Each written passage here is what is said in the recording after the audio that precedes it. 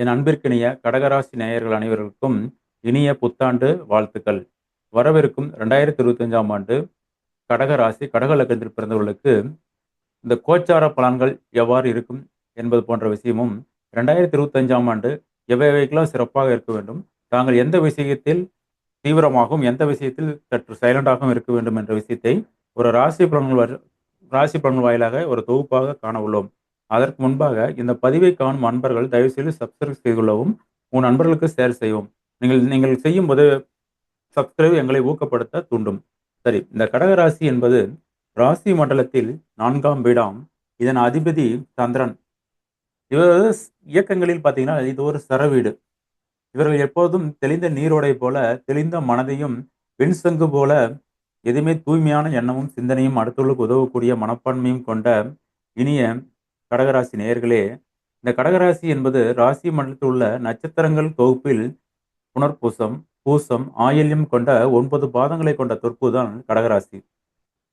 பொதுவாக ராசி மண்டலத்தில் ராசி பலன்களை நம்ம காணும் வரிசையில் ராசி பெருசா, லக்னம் பெருசா என்ற கேள்விகள் எழுகின்றது. பொதுவாக ராசி பலன் வரிசையில் உங்களுடைய லக்னம் எதுவோ அதுதான் தீர்மானிக்கும். ஏன் இதை கூறுகிறேன் என்றால், இந்த ராசி என்பது 2.25 நாள் பிறப்புகளுக்கு அனைவருக்கும் ஒரே ராசியாக தோன்றலாம், ஒரே சுழலாக தோன்றலாம். ஆனால் லக்னம் நமக்கு ஆத்மகாரகன் சூரியன். ஒவ்வொரு மாதமும் சூரியன் இருக்கும் புள்ளி காலையில் சூரிய உதயத்தில் இருக்கும் பொழுது நம்முடைய லக்னம் என்பது முதல் லக்னம் உதயமாகியிருந்தது. அதிலிருந்து 12 லக்னங்கள் வேரியேஷன் ஆகின்றதோ 2 மணி நேரத்தில். அப்பொழுது ஒரு நாளில் பிறந்த அனைவர்களுக்கும் ஒரே மாதிரியான ராசிகள் இருந்தாலுமே, லக்னம் என்பது திசாபுத்தி வாயிலாக உங்களுக்கு வேரியேஷன் பலன்களை கொடுக்க வேண்டியது. ஆகையினால் நீங்கள் ராசி பலன் பார்க்கும் நண்பர்கள் உங்கள் ராசி லக்னம் இரண்டுமே இணைந்து பார்த்துக் கொள்ளுமாறு கேட்டுக்கொள்கின்றோம். இப்பொழுது நம் ராசி பலன் எதற்காக தெரிந்து கொள்ள வேண்டும் என்று பார்த்தால், பொதுவாக ஜோதிடத்தில் என்ன கூறுகின்றென்றால், உங்களுடைய திசை விம்சோத்திரி திசை என்ற 120 ஆண்டு கால கணக்கில் இந்த திசை புத்திகள் உங்களுடைய வாழ்க்கை தரத்தை மேம்படுத்த போட்டுக்கொண்டே இருக்கும். இந்த கோச்சார கிரகங்கள் பெயர்ச்சி ஆகும் பொழுது ஒரு நிகழ்வினுடைய தன்மையை கூட்டவோ குறைக்கவோ இந்த கோச்சார கிரகங்களால் முடியும்.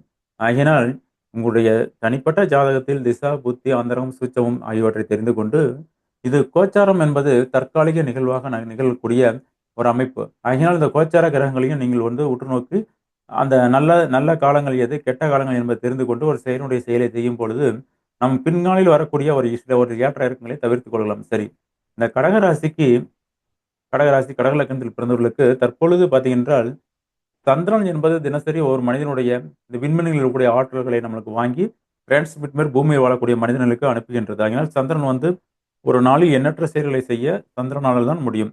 அடுத்து சூரியன் ஒவ்வொரு மாத கிரகங்கள் சூரியன், புதன், சுக்கிரன் இவைகளெல்லாம் மாதக்கோள்களாக நகர்கின்றன. செவ்வாய் இவைகளெல்லாம் நகர்கின்றன.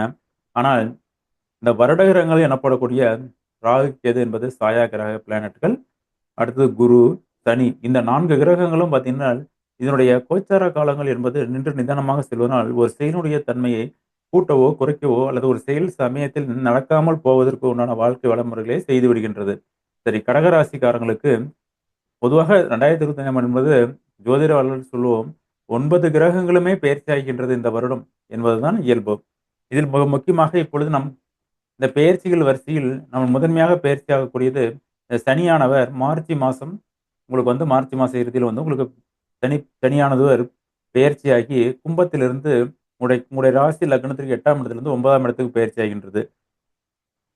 இது என்ன சார் உங்களுக்கு கொடுக்க போகுது அப்படின்னு பார்த்தால், அஷ்டமம் எனப்படக்கூடிய 8ஆம் இடம் என்பது 8ஆம் இடத்தில் உங்களுடைய இந்த சனியானது பயிற்சியாகி உங்களுடைய பொருளாதார இந்த சனி திசை சனி புத்தி நடந்தவர்களுக்கு உங்களது திசாபுத்தி வாயிலாக நீங்கள் அகப்பட்டவர்களுக்கு அஷ்டமத்தில் சனியாம். அதாவது உங்களுடைய பொருளாதார எண்ணங்கள், ஸ்டேட்டஸ்கள், உங்களுடைய சிந்தனைகள் எல்லாமே தற்காலிகமாக மாட்டிக்கொண்டு உங்களுடைய வாழ்க்கை பயணத்தை ஒரு ஒரு இன்டர்சேஞ்ச் பண்ணக்கூடிய ஒரு நிம்மதி இல்லாத ஒரு கால சூழ்நிலையை ஓட்டக்கூடிய ஒரு காலகட்டமாக இருந்திருக்கலாம். இந்த சனி பயிற்சி போட்டு உங்களுக்கு வாழ்க்கை சூழலில் சற்று ஒரு நிம்மதியான ஒரு காலகட்டமாக கருதலாம். அடுத்ததாக இதே வரிசையில் இந்த குரு ஆனது பார்த்தீங்கன்னா, மே மாசம் உங்களுக்கு 11ஆம் இடத்துல 12ஆம் இடத்துக்கு பயிற்சி ஆகின்றது. அப்பொழுது அடுத்து அதுக்கு மேல அதிசாரம் தானா குரு பயிற்சியை பற்றி நீங்க கவலைப்பட வேண்டாம். குரு இங்க பார்த்தீங்கன்னா, உங்களுக்கு சுகஸ்தானத்தில் இந்த இப்போது இருக்கக்கூடிய நகல்களையும் இந்த வருடம் நடைபெறவுள்ள குரு பயிற்சியானது ஒரு மனிதனுக்கு என்னென்ன வகையிலெல்லாம் இன்பத்தையும், பொருளாதார ஸ்டேட்டஸ்களையும் கொடுக்க வேண்டுமோ அந்த விஷயத்தெல்லாம் கொடுக்க காத்துக்கிட்டு இருக்குது. அதனால நீங்கள் குரு பயிற்சியை பத்தி ஏன்னா அதிசாரமாகவும் பின்னோக்கியும் செய்யும்பொழுது உங்களுக்கு ஒரு சில நன்மை தீமைகளே கடகராசிக்காரர்களும் சரி, மற்ற ராசிக்காரர்கள் அனைவர்களுக்குமே இந்த குருவானது இந்த ஆண்டு முழுவதுமே நற்பலனையும் மற்றும் பொருளாதாரம், அதாவது இந்த உலகத்தில் உயிர் பற்று, பொருள் பற்று என்ற 2 விதமான விஷயத்துக்குமே உங்களுக்கு வந்து தர காத்துக்கிட்டு இருக்குது. அதனால அத பத்தி நீங்க வந்து கவலைப்பட வேண்டாம். இந்த ராகு கேதுவானவர் உங்களுக்கு வந்து பார்த்தீங்கன்னா, உங்கள் ராசி லக்னத்திற்கு 3 மற்றும் 9ஆம் இடத்தில் இருந்தவர்கள் 2, 8 வந்து மே மே மாசத்தோடு பெயர்ச்சி ஆகின்றது. ஏன்னா ராகு கேது வந்து 1 1/2 வருட காலங்கள் இருக்கும். கேதுவானவர் கிரக காரங்களில் பாட்டி, அதாவது தாய் வழி, தந்தை வழி பாட்டியும், ராகுவானவர் தந்தை, தந்தை வழி தாயார் வழி தாத்தா இவருடைய கர்மாக்களை குறிக்குனிது. இது எப்படி சார் வருகிறது? நம்முடைய நிழல் கிரகம் என்பது ஒருவருடைய இப்ப வந்து தாத்தா, அப்பா செஞ்சா தான் நம்ம கர்மா நமக்கு ஒட்டுமா? அவனுடைய உடலில் வரக்கூடிய எண்ண பதிவுகளும், எண்ணங்களும் நம்முடைய தொடர்ந்து கொண்டு வரும்போது, அவருடைய ஜீன்களிலும் நம்மள வரும். அவை செய்த கர்மாக்களும் நம்மை தொடரதான் செய்யும். சரி. இப்பொழுது இந்த நிகழ்வாக அந்த கோச்சார ரீதியாக நம்ம கேதுவானது என்ன செய்ய காத்துட்டு இருக்குது? கேதுவானது 3ஆம் இடம். இந்த 3ஆம் இடம் என்பது பயணங்கள், இடம் மாற்றங்கள், உங்களுடைய சிந்தனை இன்டர்சேஞ்ச் நெறைய பேருக்கு பைத்தியம் பிடிச்ச மாரி இருக்குது சார். அதெல்லாம் மன நிம்மதியான விஷயத்திற்கு இந்த கேதுவானவர் 3ஆம் இடத்திலிருந்து உங்களுக்கு ஒரு சில சப்போர்ட் செய்து கொண்டிருக்கும்.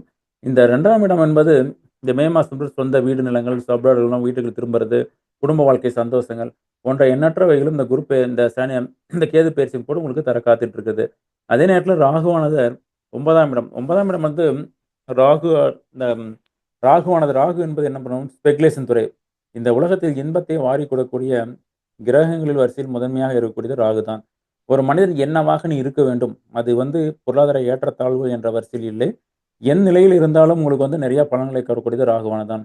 இந்த ராகு 9ஆம் இடத்துல இருந்து உங்களுக்கு ஒரு சில சந்தோஷமான நிலைகளும், வெளிநாட்டு பயணங்கள் போன்ற விஷயத்தை உங்களுக்கு வந்து தனி மனித வாழ்க்கையில் சந்தோஷமாக குடுத்திருக்கும். ஆனா பொருளாதார ரீதியாக ஒரு சில அடிப்படை வசதிகளை உங்கள தட்டி தூக்கிட்டு தான் இருக்கும். இது மறுபடியும் 8ஆம் இடத்தில் இருக்கும். அதாவது ரிவர்சர்ஸ். இந்த சனியானவர் பெயர்ச்சியாகி 9ஆம் இடத்திற்கு செல்லக்கூடிய அதே காலகட்டங்கள் முன்பின், இந்த ராகுவானது கடந்த 8ஆம் இடத்தில் வருகின்றது. அதனால நீங்க ஒண்ணும் கவலைப்பட வேண்டாம். 8ஆம் இடத்துல வந்தாலும் நீங்க இது வந்து உடல் ரீதியாக என்னப்படும், உங்களுக்கு வந்து கடகராசிக்கு 8ஆம் இடத்துல வந்து காலச்சக்கரத்து 16ஆம் இடத்த இண்டிகேட் பண்ணதுனால, உங்களுக்கு வந்து உடல் சார்ந்த ஹெல்த்னஸ் ப்ராப்ளம் நெறைய வரும். உடல் சார்ந்த ஊட்டச்சத்து குறைபாடுகள், மற்ற விஷயங்கள் உடலை ஃபோகஸ் பண்ண குடிக்கிறது. நம்பிக்கை மோசடிகள், நண்பர்களிடம் பழகுறதும் கொஞ்சம் எச்சரிக்கையா இருங்க. ஏன்னா நண்பர்களிடம் உங்களுடைய சொத்து, சுகல் போன்றவெல்லாம் மாற்றக்கூடும். அதனால் இது வந்து நீங்க இந்த காலகட்டத்தில இப்ப இன்வெஸ்ட்மென்ட் பண்றது. பாருங்க ராகு திசை, ராகு தினகரலாம் பொருளாதார ரீதியாகவும் குருவானது நல்ல இடத்தில் இருப்பதனால், குரு பெயர்ச்சியினால இன்வெஸ்ட்மென்ட் பண்றது நிலம், வீடு, நிலங்கள், வாகனங்கள், மற்ற சில படிக்கக்கூடிய மாணவர்கள் வெளிநாடு, அப்ராட் போன்ற விஷயங்கள். ஆகையினால் எண்ணற்ற விஷயங்கள் உங்களுக்கு காத்துக் கொண்டு இருக்கின்றது. இந்த குரு பயிற்சியை பற்றி நீங்கள் அலட்டிக் கொள்ள வேண்டாம். இந்த ராகு கேது பயிற்சிக்கு பின்னால் உங்களுடைய பொருளாதாரம் தனி ராகு கேது பயிற்சி மூலம் உங்களுடைய பொருளாதாரம் மற்ற விஷயங்கள் வந்து மே மாதம் பிற்பட்டு சற்று மேம்படும். இதில் ஒரே ஒரு விஷயம் என்னவென்றால், அந்நிய மனிதர்களை நம்பி ஏமாற வேண்டாம். என்ன சார் மறுபடியும் இப்படி நல்லா இருக்குங்கிறீங்க. ஒரு பிளஸ் தான் என்றால் நெகட்டிவ் இருக்கத்தான் செய்யும். நம்ம நெகட்டிவ் ஆப்ஷன்ஸ் என்ன நம்மகிட்ட இருக்க போது வீக்னஸ் பாயிண்ட் தெரிஞ்சுட்டா, அது பிளஸ் பாசிட்டிவ் கோலா மாத்தக்கூடியது தான் நம்முடைய விதியின் விளையாட்டு. அதனால் நம் விதியின் விளையாட்டை தெரிந்து அனைவரும் இன்பமுடன் வாழ்க வாழ்த்துகின்றோம். நன்றி, வணக்கம்.